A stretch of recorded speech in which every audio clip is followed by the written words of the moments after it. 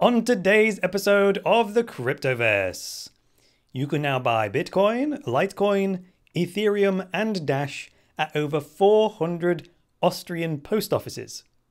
Segwit2x unintentionally forked on the testnet, and AlphaBay has been replaced in a spectacular demonstration of free market economics. All of that coming up on today's episode of the Cryptoverse, so stay tuned.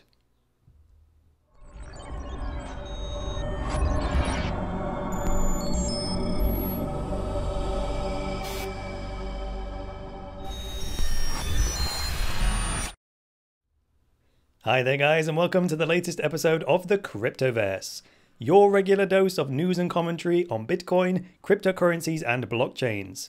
I'm your host, Chris Coney. I'm also the founder of Cryptoversity, the online school where you can learn about Bitcoin, cryptocurrencies and blockchains. Find out more at cryptoversity.com. So you're tuning into the live stream of the news and commentary show. So let's get right into it with a few announcements. The first one I always like to start with the news and commentary show is the fact that the July contest to win a copy of the Secrets of the Bitcoin Triangle course is now live. Click the link in the video description, fill out 3 survey questions, and you're in the prize draw. I'll draw it at the end of the month. One person will win a copy every month of this course for free. So go ahead, check that out in the video description. Good luck to everyone, and I hope you will join in. Another thing is that so I had a message come through, a suggestion for a topic of a show actually. It came from a lady called Kathy Caruthers. I think that's the appropriate pronunciation. Sorry, Kathy, that's incorrect. She says she wakes up at 3 a.m. to watch the show. Now that is someone seriously committed to cryptocurrency right there. I mean, I appreciate that. Now, her problem, and this is, getting up at 3 o'clock in the morning, I think that at least deserves to address her problem. So her problem is finding exchanges in the US. So she knows about Coinbase and BitTrex, but is looking for others. So, to my American friends, please post in the comments below. Let me know any and all exchanges that are available in the US. And then I'll collate them and then give them to Kathy and actually anyone else that will benefit from such a list. So please do that in the comments of this episode. Righty-ho then, let's get on to, I'm just going to flash the banner for a quick minute. I'm just going to change that because I don't like it. But top stories for today, I've got 3 of them. Let's get rid of the banner because I don't like it. So first one, Austrians can now buy crypto at the post office. Oh my goodness, this is brilliant. So check this out. BitPanda to go. Now, BitPanda, in my opinion, are absolutely balling right now. I personally switched from using Coinbase to BitPanda a couple of months ago, on the recommendation from a viewer, actually. And to be honest, I have found the service, almost flawless so far. Now, I have very high standards, so for me to say something is almost flawless is a big statement. The only thing they could benefit from are some small tweaks to their interface. Because I was coaching a client yesterday who is a complete novice when it comes to crypto. And the BitPanda interface confused them a couple of times. It's just the way that it's laid out. Now, I'd never noticed this myself because, well, I'm used to these systems, right? But when I watched them use it, I saw where some tiny visual cues would make all the difference for people who are complete newbies when it comes to Bitcoin. Excuse me. Anyway, so check this out. BitPanda to go. It says buy Bitcoin, LiteCoin, Ethereum and Dash at over 400 post offices and 1,300 post partners throughout Austria. So you walk into the post office, right? And you buy one of these BitPanda coupons, and then you go online and redeem it on BitPanda's website. Pretty sweet, right? Now, to redeem the coupon online, all you need is an email address. And then you can withdraw the coins to your own private wallet. Spectacular. And you can buy these coupons in 50, 100 and 500 euro amounts. So that's just something to be aware of, but I don't think that's bad at all. It's got to be worthwhile for BitPanda to do it, right? They don't want you buying a dollar's worth, or sorry, a euro's worth, because they've got to pay for the cards to be printed, and then they've got to cut in the post office in the transaction and all that kind of stuff. So that's reasonable, in my opinion. So I personally think this is spectacular, and it's a model that can be easily duplicated in almost any other country that has a network of post offices. So congratulations to BitPanda. This is a superb idea. Congratulations on a brilliant service. I really must sign up to their affiliate program because I really do. I'm recommending them right now and I'm not getting anything for it. So and maybe I should get a referral link because I am really enjoying using the old BitPanda, especially because I'm in Europe. So that's another big bonus. Okay, now let me mute a second because I'm going to have to cough. Okay, I'm back. So next story, Segwit2x unintentionally forks on the testnet, preventing blocks from being created. Now there's a story about this on bitcoinist.com. The contents of the story is not particularly important, right? The headline tells you everything you need to know. They were testing Segwit2x on a Bitcoin testnet, and it went skew with, right? It unintentionally forked because the block size had to be a minimum of 1 megabyte, right? And it wasn't, so that's why it forked. Never mind that. I just wanted to offer a frame through which to review these kinds of news stories, right? Often, one or two details are enough to completely change our perception of something. And in this case, actually, as this article points out, this unintentional or accidental fork happened on the test net. Get it? The test net, right?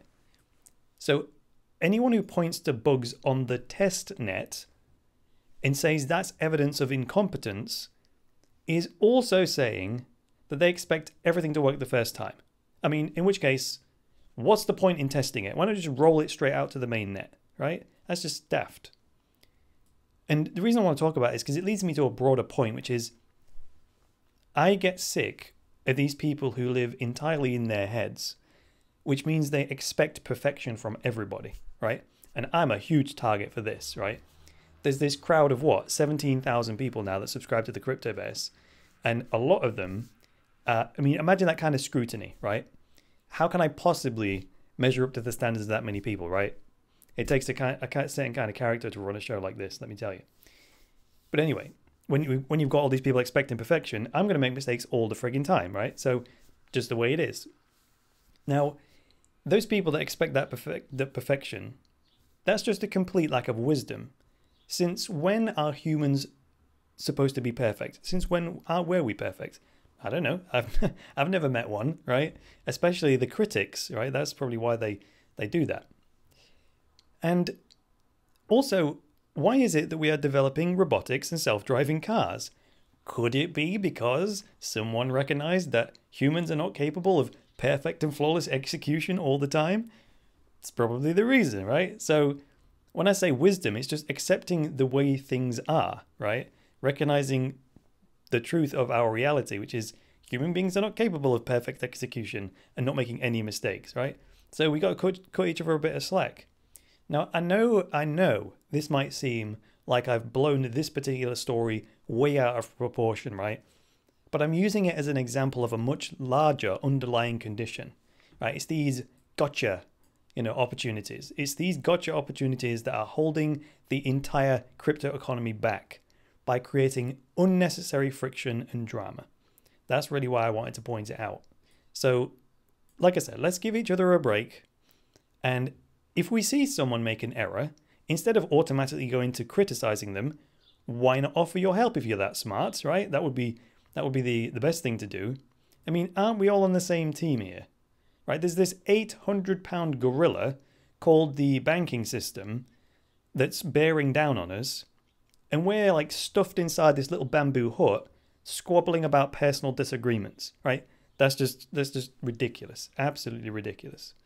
So I just when I read that, I just felt I had to say something about it. So that's my 2 pence worth on that. Pound sterling, 10 pence, 2 pence, not 10 cents, right? Because I'm in England. Anyway, that's enough of that. Let's move on to what I would call the main story for today. Has the AlphaBay closed down, right? Now, I don't normally jump on these kinds of stories immediately. I like to hang about, sort the camera settings out here. There we go. Here's the story from Bitcoin.com. So I heard about this a couple of days ago, but I didn't immediately talk about it on the show because I want to sort of scrutinize it a bit first and get my head around it and my own insights before I talk about it. And for those of you that don't know, AlphaBay is or was an eBay style marketplace that allows people to buy and sell items anonymously. Now, the reason our community talks about these sites is because you could only pay with Bitcoin, Ethereum, or Monero. And the element that made AlphaBay anonymous, the key feature that made them anonymous was you could only access it using the Tor web browser, right? Now, it was a pure market in the sense that because it was anonymous, its buyers and sellers were not restricted by any laws. They could operate however they wanted to. Now, I'm talking in the past tense. When I say was, I'm talking in the past tense about AlphaBay because the assumption at the moment is that AlphaBay has closed down, right? Many people are saying that AlphaBay has done an exit scam, which is where, you know, a site closes down and it takes customer deposits with them. At this very point, though, I want to examine a principle, which is this. How is AlphaBay closing down and customers losing money? How is that any different to, say, a centralized exchange like Mt. Gox closing down while users' funds are still there? They're exactly the same. Right, so looking at it from that point of view, it's got nothing to do with the nature of their business, has it? Absolutely nothing at all. In fact, the amount of money on deposit with AlphaBay is likely to be small compared to the amount of money that was, say, on Mt. Gox or a centralized Bitcoin or cryptocurrency exchange. But again, ignoring the nature of their businesses, right? The free market is already moving to correct this problem on the darknet with AlphaBay. So just to be clear, what was the problem, or what is the problem? It's like we discussed yesterday. The problem is depositing money with a centralized third party that has control and custody of our funds. That's the problem. So then, how is the free market already moving to solve this, as I claim it is? Well, Hansa, the third most popular market on the dark web and a competitor of AlphaBay, offers multi-signature wallets, right? That means that Hansa can't move those funds without the customer co-signing those transactions. So the customer still deposits funds with Hansa, if you like, not with them though, in a in a wallet that has a multi-signature key system. So Hansa and the customer have to sign those transactions before money can move out. Now, of course, you do that when you do a transaction. If you want to buy something from someone, the customer signs the transaction, Hansa signs the transaction, and the money then goes to the vendor. So Hansa, it makes it unprofitable. It makes it completely unprofitable for Hansa to do an exit scam. So by having these multi-signature wallets, Hansa are actually protecting the customer from themselves by default, right? And it's no surprise to me, you know, as an advocate of free market economics, that it was the underdog that came up with this offer, right? AlphaBay was the largest marketplace, but it was the competitive nature of the free market that incentivized Hansa to start offering multi-signature wallets, because AlphaBay didn't have that, right? They had single signature wallets, which meant that only they could move the funds. So, what's the moral of the story for today? This situation with the dark net markets, right? This gives us some incredibly valuable insights into what our economy could be like if it was a truly free market, free of government and regulatory control and meddling.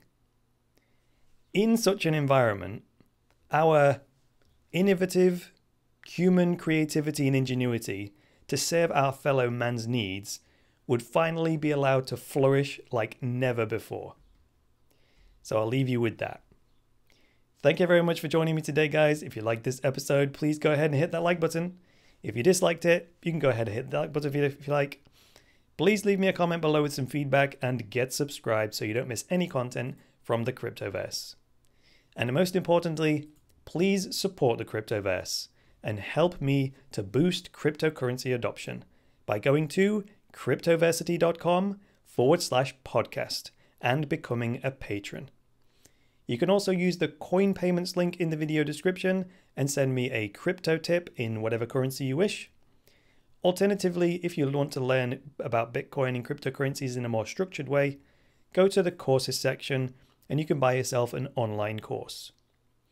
And also, if you want to make yourself some money, scroll to the bottom of the website, click on the affiliate program. Here you can sign up as an affiliate, get yourself a personalized referral link.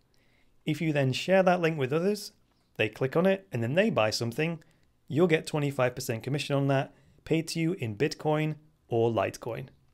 Someone will get an education, you'll get some commission, and you'll help support me to boost cryptocurrency adoption. So that's all I've got for you today. I'll be back tomorrow with another market roundup and another episode of the Cryptoverse.